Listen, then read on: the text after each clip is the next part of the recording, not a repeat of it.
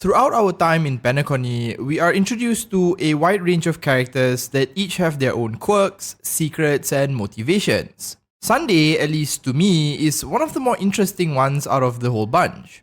At times, he appears as purely antagonistic and you just want to hate him, but other times he comes off as eloquent and even relatable. This back and forth between his personality, actions, and my personal opinion of him continues well into the 2.2 story, and by the end, I'm left kind of perplexed as to whether he was truly the villain or just someone trying to do good but screwed up on the execution.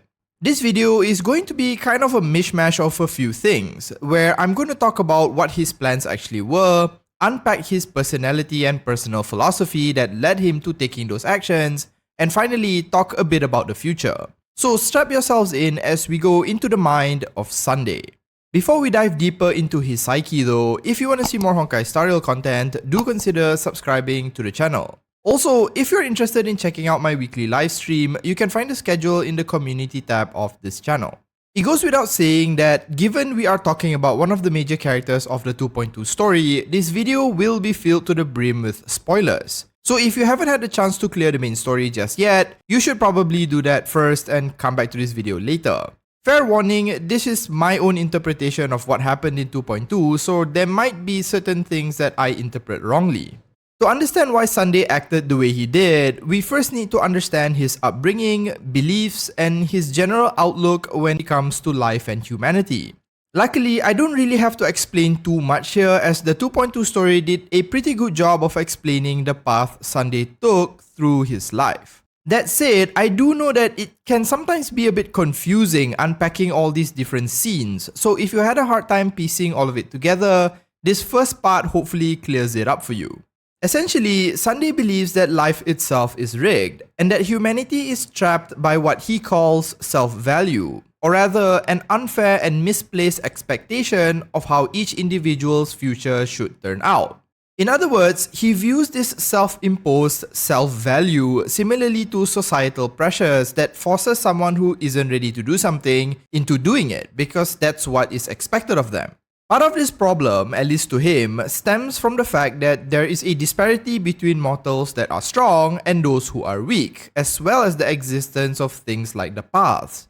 When the weak strive towards certain ideals or an idealized future, it is inevitable that they will be trampled by those stronger than them who are aiming for the same goals. The strong will always be able to get what they want, while the weak should expect themselves to be stepped on and sacrificed. This outcome, whether accidental or by design, creates a system that espouses the survival of the fittest, at least as far as Sunday is concerned. It is this system that he feels he needs to uproot, or at least change. Being brought up under the philosophy of the harmony, he has always been taught that the strong should protect the weak, though time and time again, this isn't what he witnesses in reality. This dissonance between what harmony tells its followers compared to the truth and harshness of reality is what creates this confusion within Sunday. A lot of his beliefs largely stem from his experiences during his time growing up and his time spent with the family. It's essentially encapsulated in the three questions he asked the Nameless towards the end of 2.2. The first is related to the bird he and Robin saved when they were younger, which showed him that the expectations don't always end up aligning with reality or fate. While the lesson Robin learned was that one should always attempt to live up to what life expects of you, or at the very least try to, Sunday viewed it as futile, and instead of risking failure, one should only pursue such courses of action if success is absolute. The second time he encounters a disparity between his ideals and reality is when he was faced with corruption within the family. Someone who was rich had all the possible options open to them despite acting vile and self-serving, while someone trying their best had to suffer failure upon failure.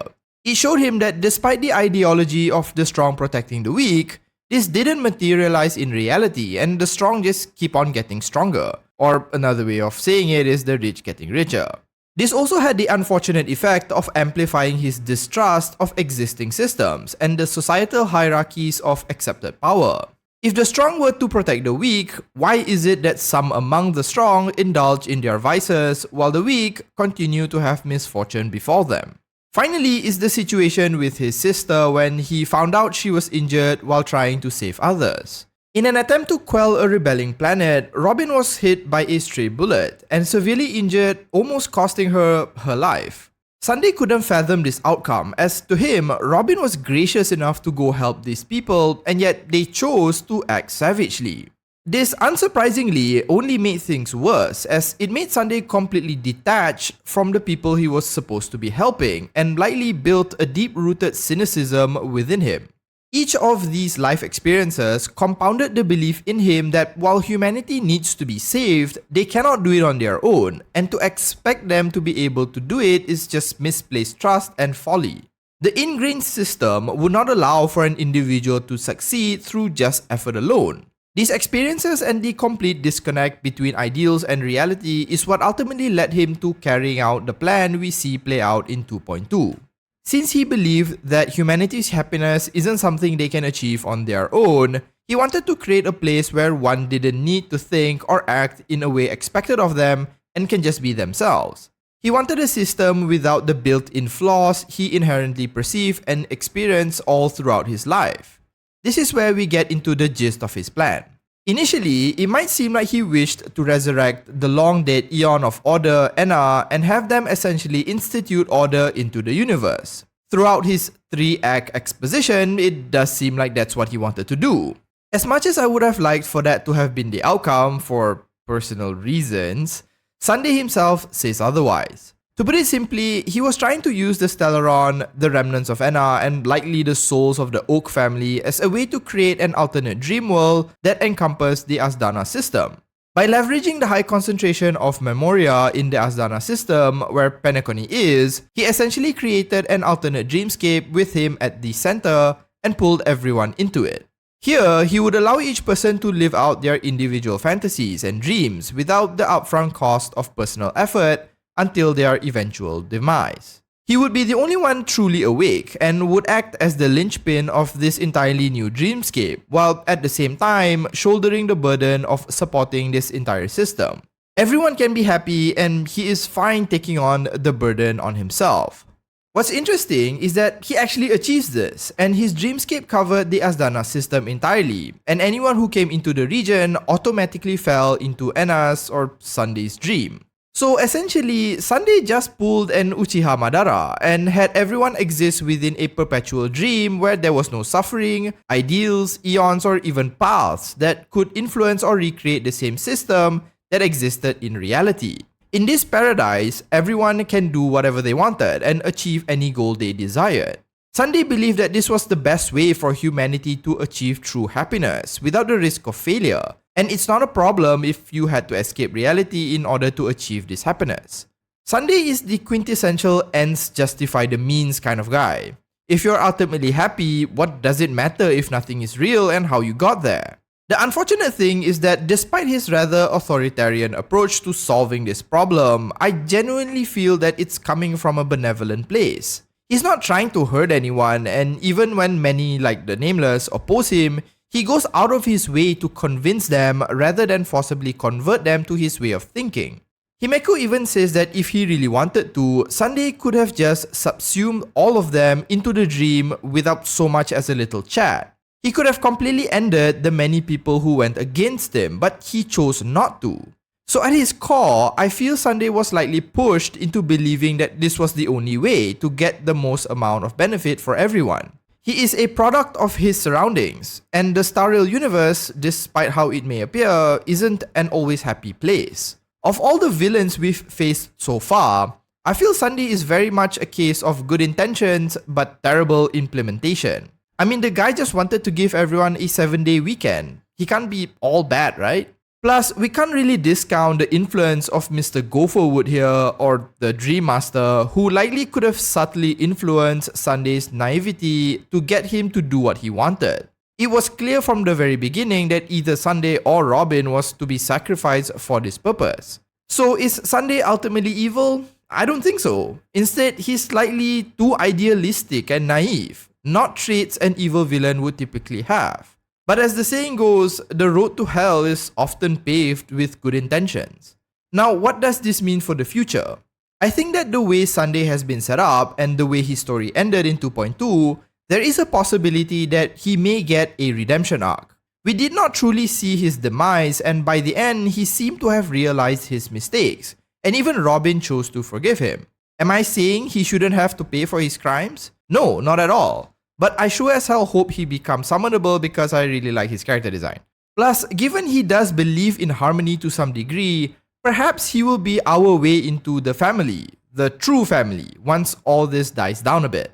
I think Sunday may be poised for a return in the future, though I can't confirm it since the story can go any number of crazy turns, but I do hope that he is given a chance at redemption, as I think he is one of the more grey morality characters in the game instead of just pure evil.